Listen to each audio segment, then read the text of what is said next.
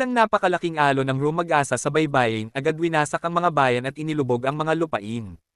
Nakaligtas man sa baha ang mga tao, natuklasan nilang simula pa lang ito ng mas malalang sakuna. Biglang sinalakay ang lugar ng daan-daang mababangis na nilalang at naging parang hunting ground ang buong bayan. Ito ang kwento ng Crash 2026 film na nagaganap sa baybaying bayan ng Aniwel sa Atlantic kung saan tumunog ang matinding babala mula sa Meteorological Department. Sa loob lang ng 24 oras ang bagyong Henry ay lumakas mula Category 2 hanggang Category 5 na may hangin na umaabot sa 150 at alon na halos 18 metro. Nagbabala ang mga autoridad na maghanda ang lahat sa pinakamasamang mangyayari. Mas lalo pang lumala nang matuklasan ni Dr. Dale na dahil sa matinding bagyo sa dagat libu-libong bull shark ang pumasok sa mga ilog. Kilala ang mga ito sa pagiging agresibo at pagkain ng kahit ano kaya tinuturing na top predators.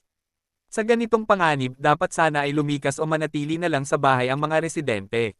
Pinilit si Lisa, ang empleyado ng meat factory, na mag-overtime hanggang sa huling sandali bago dumating ang bagyo kaya nagmadali siyang umuwi. Malas pa ang driver sa pabrika, kailangan pa nitong ihatid ang huling kargamento bago makaalis.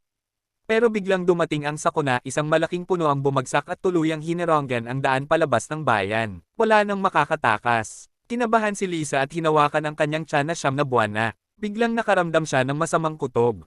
Maya-maya may malakas na ugong, bumigay ang dike at ramaga sa ang dambuhalang alon. Parang mabangis na hayop, nilamon ng baha ang buong bayan. Napansin agad ng driver na may mali at sinabihan si Lisa na tumakas papunta sa mataas na lugar. Sinubukan ni Lisa na makalusot gamit ang sasakyan pero naipit ito sa mga sanga. Wala nang magawa ang truck driver kundi humanap ng ligtas na matatakbuhan, pero mas mabilis at mas malakas ang baha kaysa inaasahan, agad tinangay ang mabigat na truck ng rumaragasang tubig. Lahat ay nabigla sa biglaang sakuna. Ang sasakyan ni Lisa ay parang papel na inaanod ng tubig, mabilis na tinangay sa kalsada hanggang sa bumangga sa isang puno at saka lang tumigil. Pero naipit ang katawan niya sa mga sanga kaya hindi siya makaalis ng walang tulong. Mas malas naman ang driver, bumangga ang truck sa isang rebulto at nahati sa dalawa. Kumalat ang dugo ng kargang karne at agad pinula ang buong paligid na nagsilbing malakas na pang-akit sa mga pating. Samantala, patuloy na nagpupumiglas si Lisa sa loob ng masikip na sasakyan. Habang patuloy na tumataas ang tubig, desperado na siyang humingi ng tulong. Buti na lang, may 2 residente na dumaan sakay ng bangka. Napansin ng isang lalaking may balbas si Lisa at agad tumalon sa tubig para iligtas siya. Pero mahigpit na naipit ang sasakyan sa mga sanga kaya kailangan pa ng gamit para makalaya. Pagkalusong pa lang ng kasama niya sa tubig, biglang may malakas na pagsabog ng alon, hinila siya pababa at nawala. Maya-maya umangat ang dugo sa tubig. Isang babae sa ikalawang palapag ang sumigaw ng babala, may pating sa tubig. Huli na nang makareak ang lalaking may balbas, agad siyang hinila sa ilalim. Si Lisa, na nakakulong sa sasakyan, ay hindi inatake ng pating dahil sa pagkakaipit. Samantala, ang truck driver na kakagising lang ay sinubukang sipain ang pinto para makatakas pero nakaakit ito ng mga pating. Pagkabukas pa lang ng pinto, agad siyang naging biktima. Sa kabilang banda, ang kilalang lasenggero na si Bob at ang pamilya niya ay natrap na sa bahay. Sa halip na protektahan ang 3 ampon, inisip pa niyang tumakas kasama ang asawa at iwanan na ang mga bata. Ngunit hindi nila namalaya na may pating na lumalangoy sa likuran nila. Pagkabukas pa lang ng garahe ni Bob, agad kinagat ng pating ang kanyang braso. Sinubukan umatras ng asawa niya pero natulak din siya sa tubig ng pating. Natulala ang 3 bata, takot na takot at nag-aalala sa kanilang nakikita. Bigla namang lumitaw ang anino ng kanilang ina sa bintana kaya napagtanto nila na ang mas mahalaga ngayon ay kung paano makaligtas sa mga pating. Samantala, si Lisa ay natrap pa rin sa rumaragasang baha, tanging si Dakota mula sa ikalawang palapag ang pag-asa niya para mabuhay. Nang mag-atubili ang babae na tumulong, napilitan si Lisa na ipakita na buntis siya. I am not gonna have him die here before I get to see his face. Di nag-atubili si Dakota pero nang makita ang patuloy na pagtaas ng tubig, nagpa siya siyang sumugal. Tumakbo siya sa kusina at kumuha ng kutsilyo. Balak niyang lumabas sa bintana pero sa lakas ng ulan at basa ang bubong nadulas siya. Mabuti na lang at hindi siya nahulog. Alam niyang kahit maliit na pagkakamali ay pwedeng ikapahamak niya. Maingat siyang gumalaw gamit ang mga lumulutang na bagay hanggang makarating kay Lisa, saka agad sinimulang putulin ang mga sanga na pumipigil sa sasakyan. Pagkatapos hiniwa niya ang bubong ng sasakyan at sa wakas ay nailigtas si Lisa. Pero agad nilang napagtanto na hindi pa rin ito ligtas, paikot-ikot lang ang mga pating, patuloy pang tumataas ang baha, at maaaring tanggayan ng agos ang bahay anumang oras dahil sa mga puno. Pinunit ni Dakota ang kortina at umakyat sa bubong para gumawa ng signal, umaasang may rescue team na darating agad.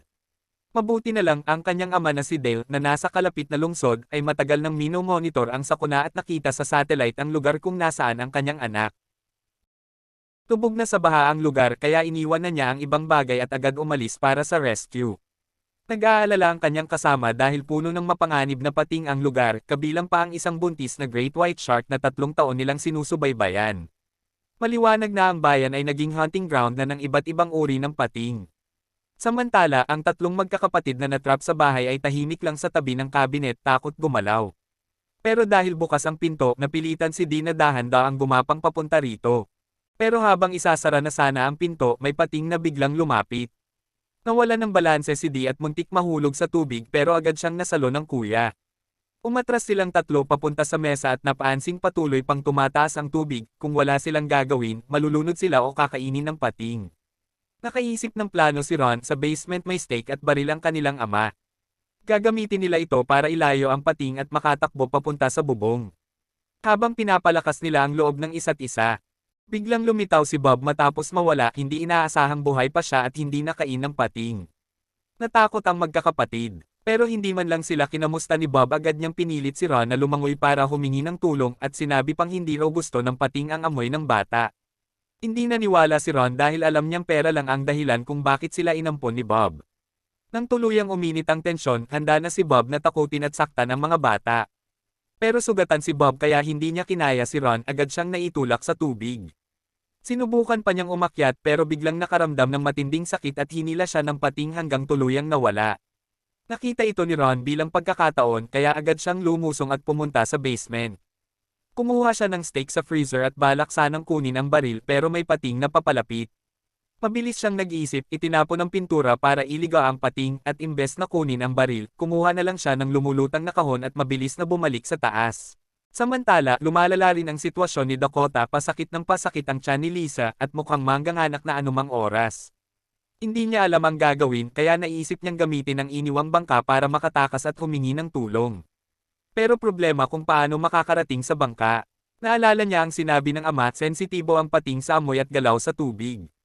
Kaya kinuha niya ang mga bagay na pwedeng mag-vibrate at inilagay sa plastic para magamit bilang pang-akit. Isa-isa niyang pinaanod sa tubig ang mga plastic at agad ngang nakaakit sa mga pating. Hindi na nag-aksaya ng oras si Dakota, lumusong siya at tahimik na lumangoy papunta sa bangka. Pero mas marami pala ang pating kaysa inaasahan at mabilis na naubos ang mga pain niya. Napunta siya sa alanganing sitwasyon. Habang papalapit na ang pating para umatake, bigla itong dumaan lang sa tabi niya. Nang ilawan niya, nakita niya ang napakalaking anino, isang great white shark, kaya umatras ang ibang pating. Nakaakyat din si Dakota sa bangka.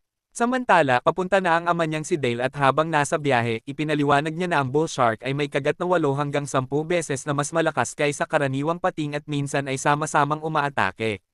Maliban sa great white shark na walang kinakatakutan, kaya rin nilang maamoy ang katawan ng tao kahit sa malabong tubig. Habang nagliliwanag na ang umaga, nagising si Dakota sa sigaw ni Lisa, umabot na pala ang baha hanggang ikalawang palapag. Umabot na sa kisame ang tubig kaya napansin ni Dakota ang panganib at agad na pumunta sa kalapit na tindahan ng fishing gear at kumuha ng spear gun. Samantala, lalong lumala ang kalagayan ni Lisa, sumasakit ng matindi ang kanyang tiyan, senyales na mangganganak na siya. Kahit nasa gitna ng baha, pilit niyang inihahanda ang sarili sa matinding sakit ng panganganak. Biglang yumanig ang paligid, gumuho ang bahay na kinalalagyan niya. Mabilis siyang umahan, kumapit sa isang kahoy at patuloy na nagpilit. Maya-maya, damaloy ang dugo sa tubig at sa gitna ng kaguluhan, matagumpay niyang naisilang ang sanggol. Sa kasamaang palad, kumalat na amoy ng dugo at nakaakit sa mga pating. Si Lisa, na bagong ina pa lamang, ay hindi na nagpanik tulad dati. Inilagay niya ang sanggol sa isang tabla at kumuha ng matulis na kahoy bilang panangga. Nakaya niyang itaboy ang isang pating pero agad na may isa pang sumalakay. Sa kritikal na sandali, pinaputukan ni Dakota ng spear gun at napaatras ang pating. Mabilis niyang hinila ang mag-ina papunta sa bangka. Ngunit bago pa sila makahinga, napaligiran na sila ng mga pating at tuluyang bumagsak sa matinding panganib ang sitwasyon. Biglang may narinig silang ingay sa malapit, dumating na ang ama ni Dakota kasama ang rescue team. Agad siyang nagpaputok ng electromagnet gun na nakapagtaboy sa ilang pating. Pero may isa pang pating na nakalusot at mabilis na umatake sa isa pang pating. Samantala, ang magkakapatid ay desperadong naghahanap ng matatakbuhan. Nakuha ni Ron ang stake para sana ilayo ang pating pero nang buksan niya ang lumang malita, puno pala ito ng dinamita. Kaya agad nilang binago ang plano, itinali nila ang bomba sa karne, sinindihan, at inihagis sa tubig. Pero matagal na walang nangyari kaya kinatok at ginulo nila ang tubig para akitin ang pating. Nang kainin nito ng pating, biglang sumabog at nawasak ang pating. Sa wakas, nakahinga sila ng maluwag at nagyakapan. Pagkatapos ng bagyo, muntik nang mawala sa mapa ang bayan ng Aniwel. Ang magkakapatid ay umalis na sakay ng sasakyan, handa na magsimula ng panibagong buhay.